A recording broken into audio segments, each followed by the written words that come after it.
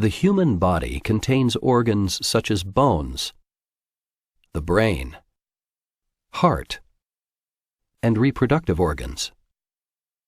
The basic cells that give rise to all of the different cells in these organs are called stem cells.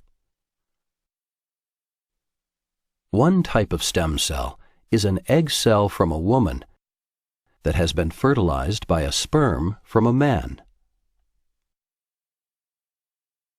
This single cell, called a zygote, is the first cell in a developing human being. It's also called a totipotent stem cell because it can form any type of cell in the body, as well as the umbilical cord and placenta. After a zygote has divided a few times, it becomes an early-stage embryo called a blastocyst. Embryonic stem cells come from the cells inside the blastocyst. Embryonic stem cells are pluripotent.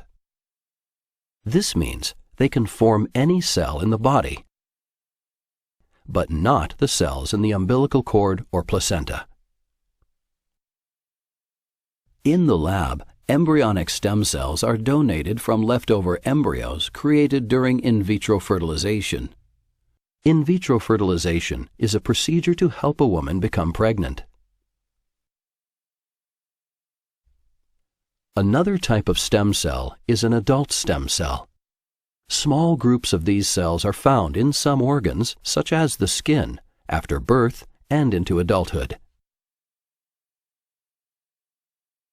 Adult stem cells are multipotent. This means they can only become a few different cell types related to the organ where they're found. For example, the skin contains a small number of adult stem cells that can divide to create new skin adult stem cells. Or they can become more specialized skin cells to replace those that are lost due to cell aging or damage. In the lab, scientists can now induce or cause a regular body cell, such as a skin cell, to change into a pluripotent stem cell. Like embryonic stem cells, these induced pluripotent stem cells can become any type of cell in the body. Scientists study stem cells to learn how and why they become many different types of cells. In the future, these cells may be used to regrow tissues and organs that have been damaged by injury or disease.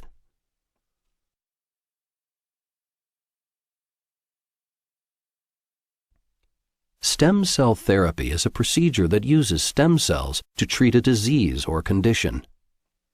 Currently, stem cell therapy only treats diseases and cancers of the blood. In leukemia, for example, the patient's bone marrow makes many abnormal white blood cells that can't do their job to fight infection. Over time, these abnormal cells crowd out the production of healthy white blood cells. In stem cell therapy for leukemia, called hematopoietic stem cell transplantation, a doctor will take a sample of blood or bone marrow from the patient or a donor. In some cases, donor blood may come from a baby's umbilical cord after it's born. These tissue samples contain healthy hematopoietic or blood-forming stem cells. Then, doctors will give the patient chemotherapy drugs or use radiation to kill the abnormal white blood cells and their stem cells.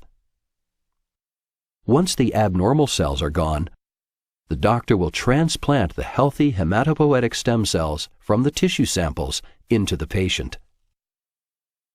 These healthy stem cells will make new blood cells, including normal white blood cells, which will allow the body to fight off infections.